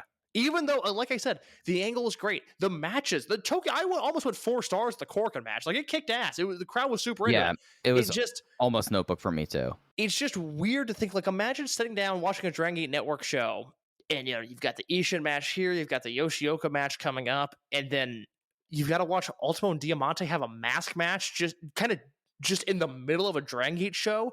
That sounds so weird. Yeah, it is. There is something that it is hard to completely square up this. And okay, so there was something else that happened over the last week in Dragon Gate that was a shock, and we're still coming to terms with. Estrella, we knew he was back in the country. We knew that he was going to make an appearance on the May 11th Korakuen Hall show. He managed to get a pin on Jason Lee with a kind of trippy looking reverse European clutch. I've seen Lee Moriarty do that move, but I don't know necessarily the name. And then follow that up at Kobe with a submission win. The most canceled MMA classes paid off for him. And he came bearing news case. And I've already talked to Seta, so they've been apprised of this. But did you know that Estrella is not an alien? I'm stunned by this, but this is what I'm hearing. Did you know that he's from Hyogo too? This sounds right. This sounds like the information I also received. Man, the last year has changed him. I mean, yeah, I would imagine it's hard to get a working visa when you put your home country as not of this earth. I feel like saying, "Hey, I'm based in Kobe" is going to be easier for the paperwork front. Yeah, no, it's gonna be a lot easier. So like, oh yeah, you're from down the road with that. But we've seen Estrella back here. It looks like he is sticking around at least through the end of the Sapporo tour. He will be challenging Jason Lee for the Brave Gate. I think it's the show on the 21st. I don't have the cards right on a tab right in front of me at this time. But case, they're going to keep on trying with Estrella, and we'll see. I don't have very high hopes, man. Him and Jason, like, their face-offs were fine, but it's Estrella, and it was very clear within the first 2 minutes of him being in the ring in Tokyo that things have not really changed with Estrella. You're correct. It is on the 21st, so that'll be this upcoming weekend. And my thoughts echo yours. We hadn't talked. I didn't know what you thought about it, but it was just like he came back in Korakuen, and it's the La Estrella story. It is a really cool sort of almost shooting star press through the ropes, and then a few minutes later he does basically a trust fall from the top rope, and he gives himself a backdrop driver onto the Lek Corporation boss, and it's just here we go again. It's so unfortunate that he wrestles the way he wrestles, because he's a wrestler who's capable of doing spectacular high-flying moves, but he himself is not a good high flyer. And then you see him like break out this really convoluted Brazilian Jiu-Jitsu meet Isiave submission hold, and you wonder, what are we even doing here? Yeah, it's not bad, but God, does it not excite me? It's something. It's like, okay, like, now that we are no longer like playing the game around like this, it is something that it's been clear since 2020 with this guy. They picked the wrong person for this gimmick, and it's very clear that he has a lot of ability, but just not the consistency to be what they are trying to make it. But they're going to keep on trying, and he'll get another shot against Jason Lee. I mean, for as much as we tout Jason and everything we say, I stand by, case, this might be his biggest challenge. Oh, without a doubt. I mean, this will say a lot about Jason Lee if this match kicks ass. And it could very easily kick ass because it's Jason Lee. But, to your point about Estrella, I always mention, I've said this on the show before, I talked to somebody who knew Estrella as a young boy, and then Estrella got the gimmick, and I talked to that person, I said, well, that's so-and-so. And they go, that's so-and-so? He's the high flyer? He's not a high flyer. That's not, he has an amateur background, and this is the La Estrella gimmick is something that Ultimo came up with. It's his creation, it's his vision, and I think it's poor casting. I don't think this is the life for him. I don't think this is the gimmick for him. And look, if he's able to slowly transition from botchy high flyer, which, by the way, for wrestling standards, he's a good high flyer, but in Dragon Gate, there's no room for error, and this is a guy that makes a lot of errors. If he's able to slowly transition back into a more grounded role, great. Basically, I've got time for that. do what UT did. I mean, there's the blueprint right there. I don't know with him. He's got the singlet. He's talking now. It's a lot of change that has very little impact. It's discordant. Like, La Estrella is a discordant character because, like, Ultimo had a good idea. Like, I think, like, the idea of, like, an alien high flyer, you identify with purple. Purple is a color that the company uses very sparingly, and, like, having this kind of be, like, in a lot of ways, kind of traditional, like, lucha based, like, WCW Nitro high flyer. There's something there with that, but they just picked the wrong guy for that. Let me ask you this. Imagine the La Estrella gimmick with Kaito Nagano under the mask and how effective that would be. Yeah, absolutely. Imagine it with, I mean, hell, he only does one dive and it's incredible. Imagine it with Daiki Yanagiuchi. Yep. Like, instead we have a guy who looks like he more wants to be Trauma 3. Estrella before he was Estrella, and I don't know if this is on the network. You might have to go back and find the live feed of this show. And I don't know if that exists anymore because so much from the internet has been wiped even in recent months. But if you go back to the original Toryumon reunion show, which was January 2020, and you watch, it was Kento Kabune, who had just debuted SB Kento, versus the man that would become La Estrella in an exhibition match. And it's essentially a Dragon Gate Future match.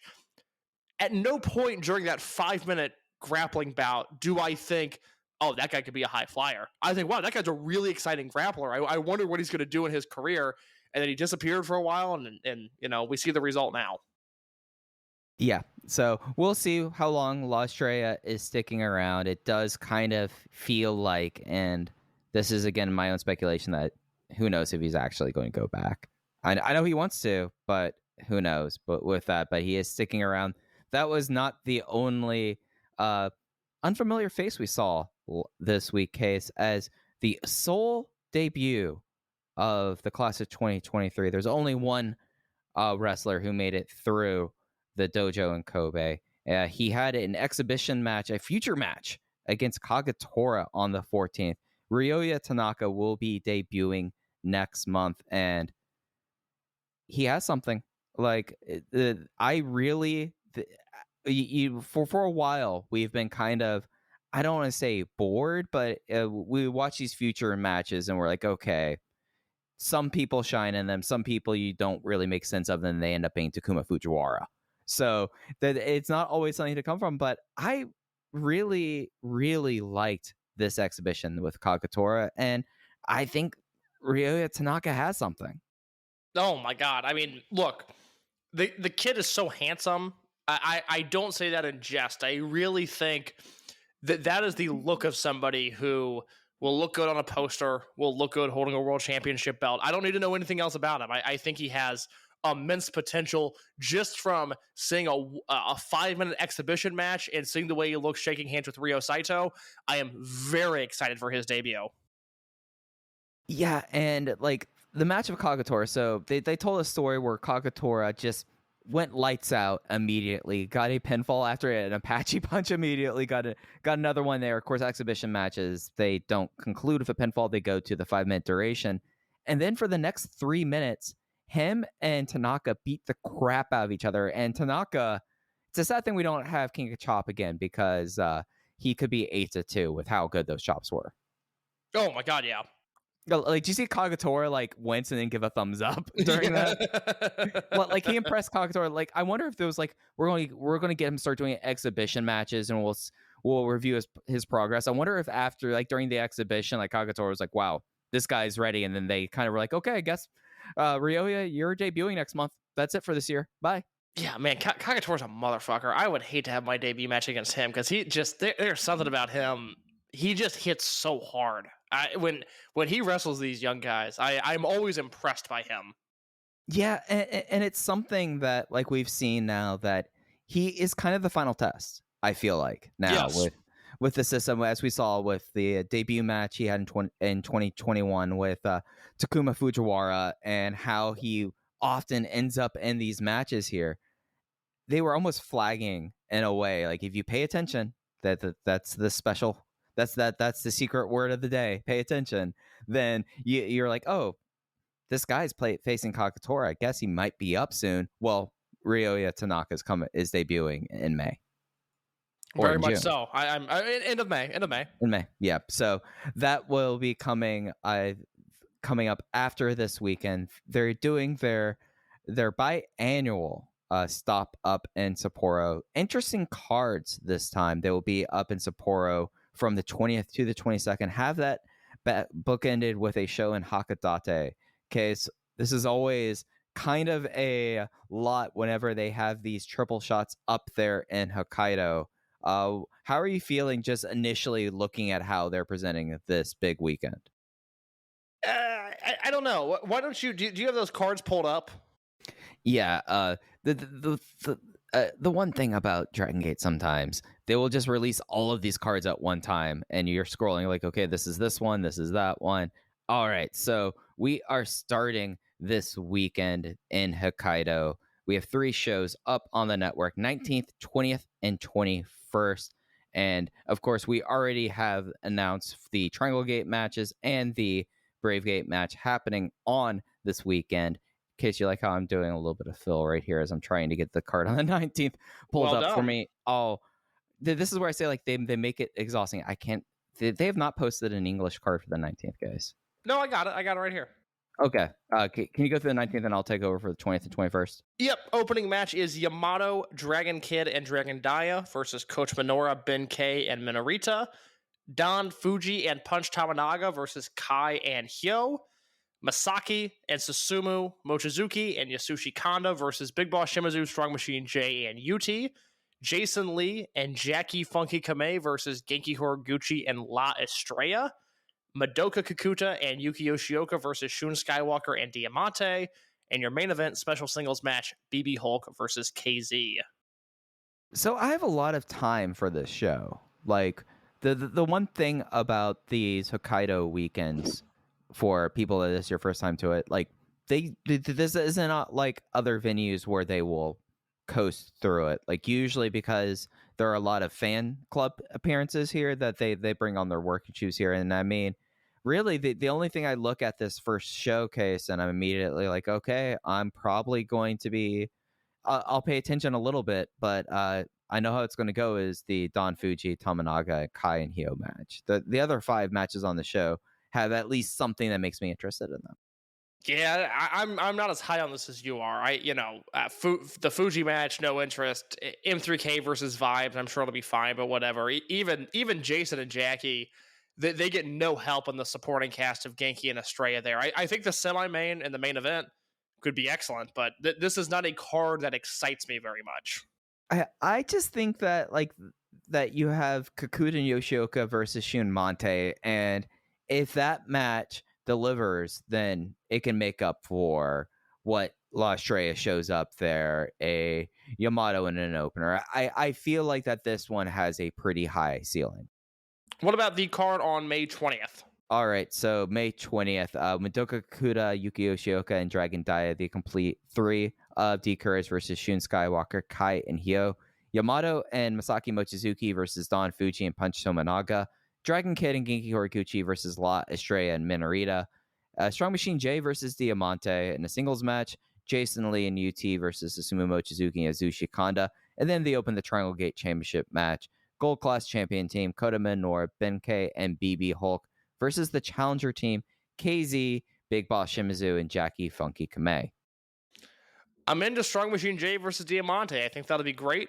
I think the Triangle Gate match has a floor of 3 3/4 stars, but am I too hard on this? This card doesn't light my world on fire either.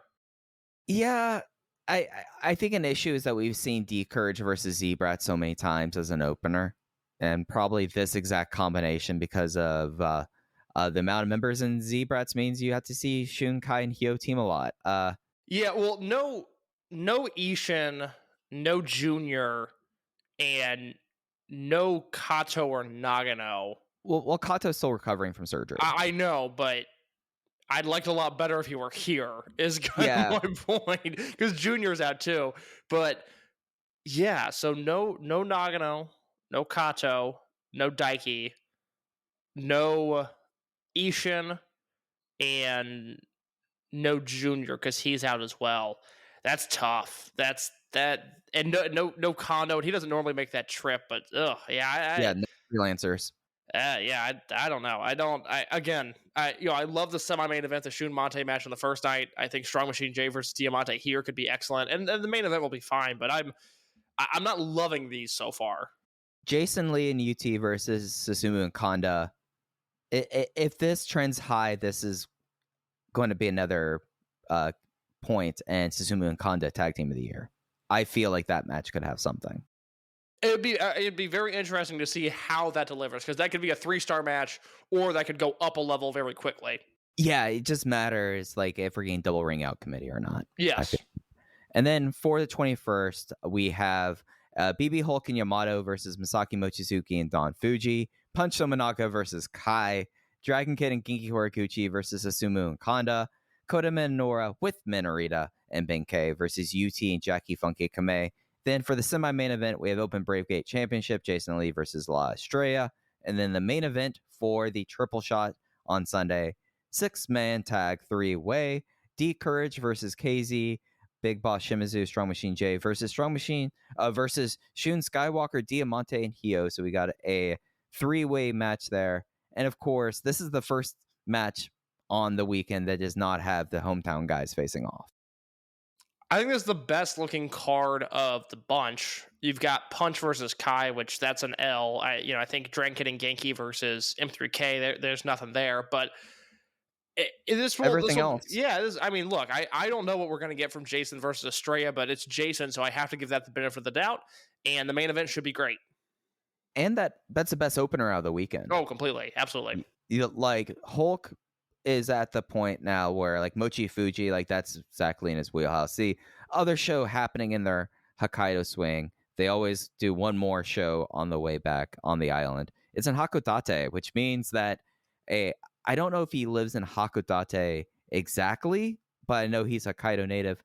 We're getting Katsuo back on the 22nd, so get ready for that on your YouTube upload, because I'm certain we'll be talking all about Katsuo next week. Yeah, that might be the best looking card of the bunch, this May 22nd card, which is not on the network, but obviously we'll get something from YouTube. That is Daya and Estrella versus Strong Machine J and Jason Lee, Minorita versus Diamante, Dragon Kid and UT versus Susumu and Kanda, which I like that on paper, Shimizu and Kamei versus Kikuta and Yoshioka. There's the aforementioned Katsuo match, which is him, Fuji, and Mochizuki versus Yamato, KZ, and Punch. And the main event is Gold Class versus Z-Brats. Who cares there? But that is... Where is that? Where is Minorita versus Diamante? Where is, Shimizu and Kamei versus Kikuta and Yoshioka? Even Dai and Estrella versus Strong Machine and Jason Lee. That's good stuff. That's interesting. Masquerade explodes. Yeah. Oh gosh, you're absolutely right. And here's the frustrating thing about about this tour case. So they get off of Hokkaido, they're back in Iwate. Guess who shows up on that tour? Who's that? Daiki Yanakiuchi. Yeah, that's a bummer. I thought Daiki looked very good on the Kobe Sambo Hall show. Daiki, we're still figuring him out, but one thing that we don't have to figure out, he's pretty good. Yeah, him versus Kai. I hope that makes YouTube. That's on May 23rd. Yeah, that was the thing that drew my eye immediately on Hakodate. But those are the shows for this weekend. Let's real quick. As we're recording, we're a few hours away from the Kanagawa show and Yokohama Radiant Hall, the Kai Strong Machine J homecoming shows. I like the lineup here. I think we'll get the final 2 matches. We'll get the 2 homecoming matches. Shimizu and Kamei versus Kai and Skywalker, and Gold Class versus Strong Machine, KZ, Jason, and UT of Natural Vibes. I wish they would put Strong Machine and Kai in the same match and do one big homecoming match, but those 2 matches look good. I think those will probably be the only 2 things to hit YouTube, given the look of the rest of this card. Yokohama is an interesting place for Dragon Gate when you compare it to the rest of the Japanese wrestling landscape, right? Like they never tape from Yokohama. They never run Yokohama Budokan. Like Yokohama just only exists as we have people from there, so we go show up. I feel like Yokohama used to be on the Infinity Loop when it was the red brick building, right? But that's 20 years ago almost. I don't remember the Red Brick building that well right now. I think I'm pretty sure that's where it was. I gotta look that up real quick because that's gonna bug me. Because I can picture Shingo specifically in that building, and now I've got to see if that was where I thought it was. Maybe not. Yeah, you're right. Because if I look at Shingo's cage match and I go to Yokohama, it only shows me 2 matches, both from 2016. And I think those both. Are those Big Japan Yokohama matches? No, they're Dragon Gate. It's Radiant Really? Hall. Yeah, they did. They ran in March and June. Yeah, they don't run Radiant Hall that often. Or at least to a level where, like, of course, they're running it on the 17th. But that's something that I always find interesting about Dragon Gate. Oh, maybe I spelled Yokohama wrong. I'm right. The Yokohama Red Brick Warehouse and Yokohama Kanagawa, Japan. I was right. This was a TV building in 04 and 05 at the very least. Yeah, and they were doing a lot of stuff around Tokyo at that time with like everyday pro wrestling too. So that would make sense that their strategy was more overall Tokyo area based when they were in that transition. But Case, did you have anything else you want to touch on before we got out of here? Let me throw you a match that is lost in the ether that I would do anything to get a handheld of. All right, lay it on me. May 11th, 2012, so just past the 11-year anniversary, Yokohama Red Brick Warehouse, Shingo and Yamato versus Tozawa and Hulk versus Yoshino and Pac. 2012, right? 2012. All right, so we have Matt Blanky, Akatsuki, Yep, and World One International. Yep. All right, let's go. Pink. The Pink unit is back for that. Gosh. That is the third match on a King of Gate show. Let's real quick. We got nothing else to talk about. This is going to end the episode. This is May 11th, 2012. Opening match. Eita Kobayashi defeats KZ in a King of Gate 2012 first round match. That is jarring. That I think was this was the King of Gate that Eita got put into for winning King of Chop. Yeah. And then it's Don Fuji beats Problem Dragon. That's a King of Gate match. There's the aforementioned 3-way. King of Gate 2012, Genki Horiguchi defeats Cyber Kong in the first round with a backslide from heaven. You start on your road, Case. I'm going to interrupt you here. You start on your road to get the most famous tank top in all of Dragon Gate history with one, and it had to be Cyber Kong, and it had to be in Yokohama Red Brick Warehouse on May 11, 2012. And then Mochizuki defeated Jimmy Kanda, and then the main event, I'll take a handheld of this too. Shima, Dragon Kid, and Shisa defeat Jimmy Kagetora, Jimmy Susumu, and Ryo Jimmy Saito. Oh yeah, no, yeah. That was when Windows merged with We Are Team Veteran. Yeah, I have a lot of time for that. I cannot get this 3-way out of my head because it's not 2008 Pac. It's not 2010 Pac. This is one of his last Dragon Gate tours. World 1 International Pac and Yoshino versus Shingo and Yamato and Tozawa and Hulk. That is insane. And this is Hulk and Akira on that run. Oh yeah, on that run, yes. Yeah, so gosh. And that's the third match on the show. That is nuts. Did it get more than 12 minutes? It went 14:46. Of course it did. Of course it did. This magical match that, what was the illicit attendance there? It says 550. All right, this magical match that 260 people saw. I mean, that's what I do with all attendances pre-May 7th in 2018. Have them. Yeah, that's a good looking card. Pretty good. That is a building that they no longer run, and it looks like as a result they really backed off of Yokohama once that building closed. It's a little bit like the Hokkaido situation where there's just not a good place to run anymore.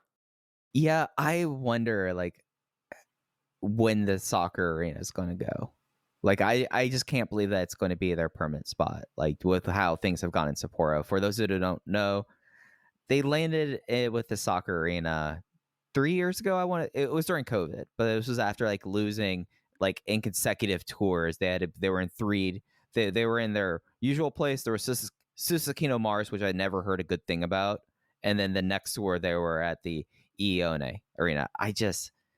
I wonder about running shows up there. It makes sense now, but we'll see in 5 years if they're still doing that. I don't think Where they did will. KZ beat Shingo? What building was that in? That was that Susukino Mars? I don't even see that on Cage Match anymore. God damn it! I thought that was 2015, and I just don't see it. Never mind. I liked whatever building that was. I thought that looked cool on camera. Yeah, but this is something that I would love to talk to, and I know this doesn't exist, Case, a Japanese wrestling civil engineer. Okay, good luck with that. I have a lot of questions, and a lot of them are, well, why can't we have start lanes again? So 2016, KZ beat Shingo, headlined by T-Hawk versus Saito. Ugh, God, T-Hawk's from Sapporo too. Okay, all right, I guess that makes it a little bit better. That's why Galit runs up there. And that was in Wing Sapporo. Did you say that, Venyo? That was the place they ran before Susukino Mars. Yeah, I liked Wing Sapporo. That was the King of Gate triple shot that year. That was a really good tour. Yeah. No. Oh, gosh. Doi versus Yamamura, Shima versus Maria, Yoshino versus Shimizu, Monster Express explodes, Hulk and Yamato versus Tozawa and Mochi, and then KZ and Shingo and T-Hawk and Saito on that show. There's a different universe where we got a Tozawa Mochi tag team run. It's crazy we really never did. Yeah, like that was the thing. It's like, you know, like that probably, like, those two guys always had great chemistry. Well, why not? Yeah, absolutely. Well, but Tozawa had to go to America. Yeah, he has to go be a worldwide superstar. And we see how that's gone for him. But, Case, that's going to do it for us this week. If you would like to follow the show, you could do so at Open VoiceGate. And while you're at it, on your podcatcher, if you're on Apple Podcasts, Google Podcasts, Spotify, please rate and review Open the VoiceGate 5 stars. It helps everyone discover the show. But you could also follow Case on Twitter at _InYourCase. I'm at Fujihaya. Thanks for listening to VoiceGate. We'll be back with you next week talking about 3 days in Sapporo. Take care. Music. It's not just part of our daily lives, it's part of our wrestling fandom as well, and it has been for decades. That's where this show comes in. Music of the Mat, the podcast devoted exclusively to the music of pro wrestling, hosted by Andrew Rich. Hey, that's me. Each episode delivers a different topic with a variety of great guests, fun conversations, musical analysis, and of course, a heartfelt pun or two. New episodes drop every other Tuesday on Apple Podcasts, Google Podcasts, Spotify, or your podcast app of choice. Check out Music of the Mat only on the Voices of Wrestling Podcast Network. Do you love wrestling? Do you love All Elite Wrestling?